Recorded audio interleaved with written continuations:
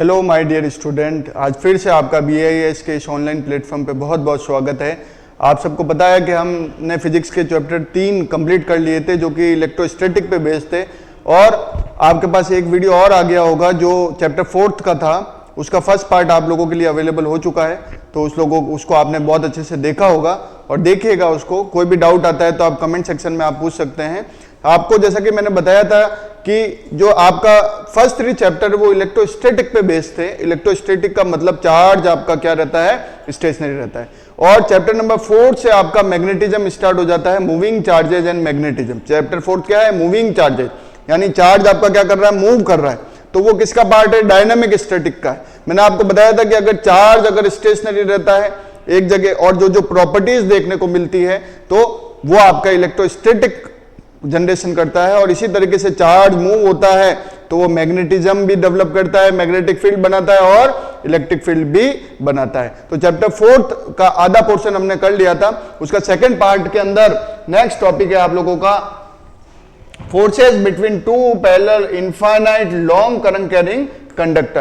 के दो long current carrying conductor है तो उनके बीच में जो लगने वाला जो फोर्स है उसको कैलकुलेट करने वाले हैं। तो हमने यहां पर दो long infinite conductor PQ and SR consider किए हैं। PQ के अंदर जाने वाली करंट को क्या लेट किया है, I1, और SR के अंदर जाने वाली करंट को क्या लेट किया है, I2 लेट किया है। क्लियर। तो इसमें अगर करंट फ्लो होगी तो इसमें मैग्नेटिक फील्ड डेवलप होंगे, एक दूसरे पर क्या लगाएंगे, फोर्स लगाएंगे, और इन दोनों को हमने एक फाइनाइट डिस्टेंस स्मॉल r पर रखा है। तो देखिए इसको करते हैं। तो सबसे पहले हमें पता है कि मैग्नेटिक फील्ड जो RS due to current in PQ, इस PQ के अंदर अगर करंट फ्लो होता है तो मैग्नेटिक फील्ड B1 बनता है। और वो B1 कैसे दिया जाता है, μ0I/2πr। हमने अभी पिछले आप पार्ट में देखिएगा, आपको ये डेरिवेशन मिल जाएगा। तो वहां से ये डायरेक्ट फॉर्मूला आप लोगों को लिखना है, B1 that will equal to μ0I1/2πr। B1 क्या है, पहले वाला जो कंडक्टर है PQ के अंदर जो करंट फ्लो हो रही है I1, उसके कारण डेवलप मैग्नेटिक फील्ड। इसी तरीके से RS के अंदर यहां पर देखिए, RS के अंदर अगर करंट फ्लो कराएंगे कौन सी, I2, तो बनने वाला जो मैग्नेटिक फील्ड होगा वो क्या होगा, B2। Same formula, B2 equal to μ0I2/2πr। अब देखिए ये दोनों के अंदर अगर आपने करंट फ्लो कराई है, इसमें करंट और इसमें फ्रंट, तो दोनों में इसके कारण मैग्नेटिक फील्ड इससे लिंक कर रहा है और इसके कारण मैग्नेटिक फील्ड इससे लिंक कर रहा है। तो एक दूसरे पे क्या लगा रहे हैं, फोर्स लगा रहे हैं। और लगने वाला फोर्स क्या होता है, मैंने भी बताया था आपको, करंट अगर कंडक्टर में फील करते हैं तो बिल आता है, यानी आपको याद रखना है BIL।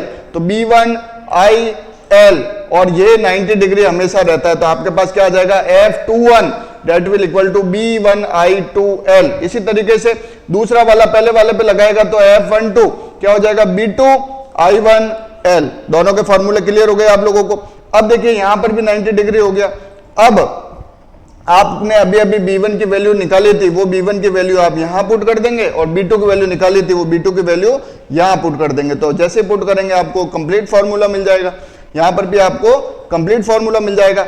अब आपको क्या करना है कि यहां पर देखिए इस इक्वेशन फर्स्ट और इक्वेशन नंबर सेकंड दोनों ही सिमिलर दिख रही है। देखिए μ0I1I2L/2πr, μ0I1I2L/2πr। कहने का मतलब अगर लॉन्ग इनफाइनाइट कंडक्टर है तो उसके अंदर अगर करंट फ्लो करा रहे हो तो दोनों के अंदर जो फोर्स लग रहा है एक दूसरे पर, वो लगने वाला फोर्स क्या है, वो इक्वल है। तो L को नीचे भेज दीजिए।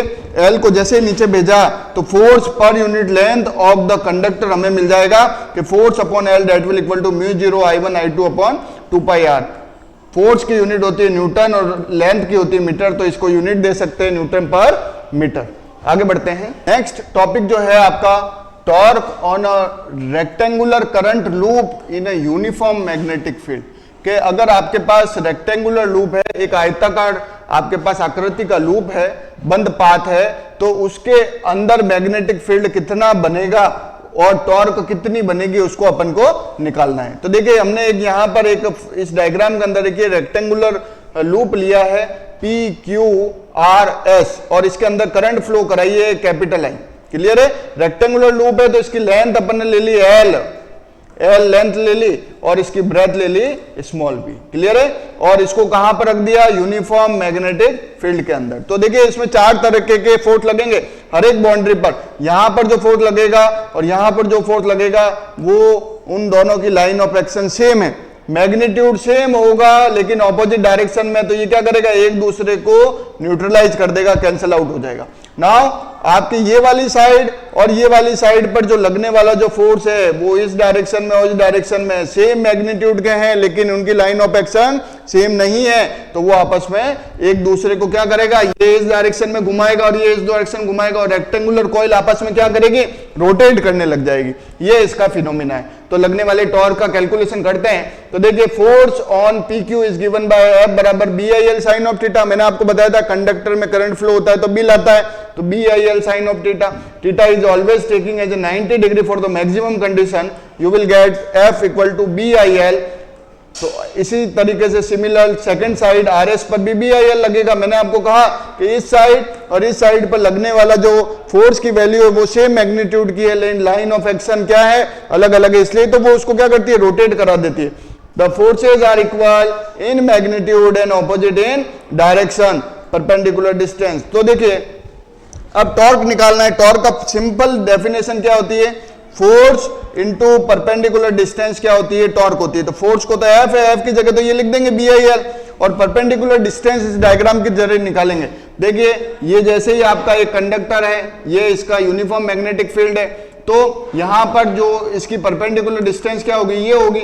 इसको कैसे दिया जाएगा, साइन थीटा से, और साइन थीटा से जैसे ही अपन देंगे, ये आपका थीटा है, तो साइन थीटा आपको पता है क्या होता है, पंडित बद्री प्रसाद हर हर भोले, तो साइन थीटा बराबर पी अपॉन एच। तो पी अपॉन एच के जरिए यानी पीओ अपॉन पी एस, और पी एस की वैल्यू कितनी है, बी हमें निकालना है पीओ, तो पीओ की वैल्यू क्या होगी, बी साइन ऑफ थीटा। तो बी साइन ऑफ थीटा का रख देंगे पीओ की जगह, तो हमें टॉर्क क्या मिल जाएगा, एफ की जगह बी आई एल और पीओ की जगह बी साइन ऑफ थीटा। तो you will get the torque B I L into B, length into breadth क्या होता है, एरिया, तो B I A sine of theta. अब एक फॉर्मूला और ध्यान रखें आप, I इंटू ए को क्या लिखते हैं, कैपिटल एम लिखते हैं। तो ये टॉर्क का फॉर्मूला क्या हो गया, M B sine of theta. और ये वाला आप जो देख रहे हैं वो किस किस फॉर्म के अंदर है, वो आपका वेक्टर फॉर्म के अंदर है। Now coming to the next topic, that is moving coil galvanometer. Moving coil galvanometer क्या है, moving coil galvanometer is a device used to detect electric current in a circuit. अब देखिए आपको पता है कि देखिए तीन तरीके की डिवाइस होती है, एक होता है गैल्वेनोमीटर, एक होता है आपका वोल्ट मीटर, एक होता है अमीटर। गैल्वेनोमीटर क्या करता है, किसी भी सर्किट के अंदर करंट की प्रेजेंस को बताता है। It will detect the current के सर्किट के अंदर करंट फ्लो हो रही है या नहीं हो रही है। सेकंड चीज क्या है आप लोगों की, वोल्ट मीटर। वोल्ट मीटर क्या बताता है कि किसी भी सर्किट के अंदर जो वोल्टेज कितना डेवलप हो रहा है, किसी भी दो पॉइंट के अक्रॉस जो वोल्टेज है उसके बारे में। और तीसरा है ammeter. Ammeter gives the amount of current, कि करंट कितना उसके अंदर एम्पियर के अंदर आ रहा है। तो सबसे पहले अपन बात कर रहे हैं मूविंग कॉइल गैल्वेनोमीटर की।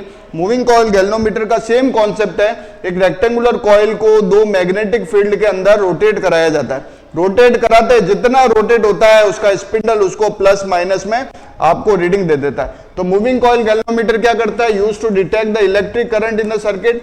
प्रिंसिपल क्या है, वही करंट कैरिंग रेक्टेंगुलर कॉइल जो अभी अभी पढ़ा अपन ने, लूप को करते हैं किसमें, एक्सटर्नल मैग्नेटिक फील्ड में, और वो एक्सपीरियंस करता है टॉर्क। जितना टॉर्क एक्सपीरियंस करेगा घूमेगा और घूमेगा और आपको क्या करेगा, रीडिंग देगा।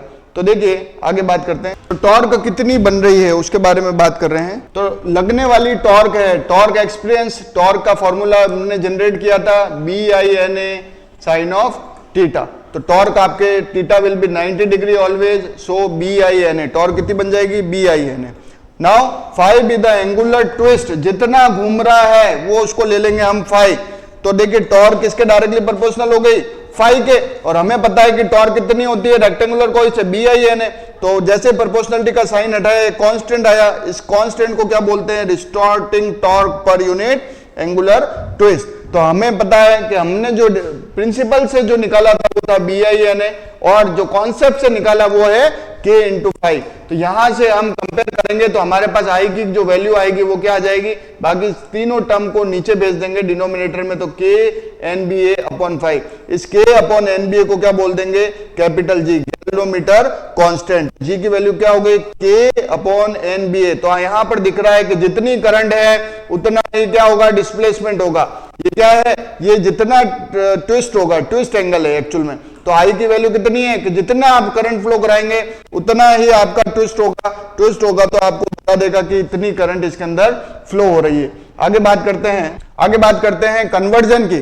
कन्वर्जन के अंदर आपको ध्यान रखना है कि आपको गैल्वेनोमीटर है तो गैल्वेनोमीटर से दो तरीके की चीजें आप बना सकते हैं, एक वोल्ट मीटर बना सकते हैं और दूसरा अमीटर बना सकते हैं। वोल्ट मीटर बनाने के लिए और अमीटर बनाने के लिए शॉर्ट में ध्यान रखना है आपको दो तरीके हैं। क्या तरीके हैं कि अगर आपको गैल्वेनोमीटर गिवन है और इससे क्या बनाना है, वोल्ट मीटर बनाना है, तो ट्रिक याद रखनी है HVS। और अगर आपको गैल्वेनोमीटर से क्या बनाना है, अमीटर बनाना है, तो ट्रिक याद रखनी है APL। अब ये चीज क्या है इसको पढ़िए कि देखिए वोल्ट मीटर बनाने के लिए हाई रेजिस्टेंस लगा देते हैं सीरीज के अंदर, वोल्ट मीटर बनाने के लिए उच्च मान का प्रतिरोध लगा देते हैं श्रेणी क्रम के अंदर, और इसी तरीके से गैल्वेनोमीटर को अमीटर बनाने के लिए पैरेलल के अंदर क्या लगा देते हैं, लो रेजिस्टेंस लगा देते हैं। तो ये दो ट्रिक है आप लोगों को ध्यान रखनी है किस केस के अंदर, गैल्वेनोमीटर से अमीटर बनाने के लिए। तो गैल्वेनोमीटर को अमीटर में बनाने के लिए सबसे पहले बात कर रहे हैं अमीटर, तो अमीटर बनाने के लिए पैरेलल में क्या लगा दिया, लो रेजिस्टेंस लगा दिया। इसी तरीके से वोल्ट मीटर बनाने के लिए HVS गैल्वेनोमीटर के सीरीज में आप क्या लगा देंगे, रेजिस्टेंस लगा देंगे। कैसा, सीरीज के अंदर HVS हाई रेजिस्टेंस लगा देंगे। तो इसी के साथ ये चैप्टर नंबर 4 भी आपका कंप्लीट होता है, जो आपके था मूविंग चार्जेज एंड मैग्नेटिज्म पर बेस्ड था। इसको बार बार देखिए, कोई भी डाउट आता है आप कमेंट सेक्शन में पूछ सकते हैं, आपको जल्दी देखते ही रिप्लाई कर दिया जाएगा। ज्यादा से ज्यादा बच्चों के साथ शेयर करें ताकि 12 के सभी बच्चों के पास ये वीडियो पहुंच सके, ताकि वो इसका लाभ उठा सके। जल्दी चैप्टर 5 लेकर, क्लास 12 का चैप्टर 5 लेकर आप सभी के सामने हाजिर होंगे। तब तक के लिए बहुत बहुत धन्यवाद।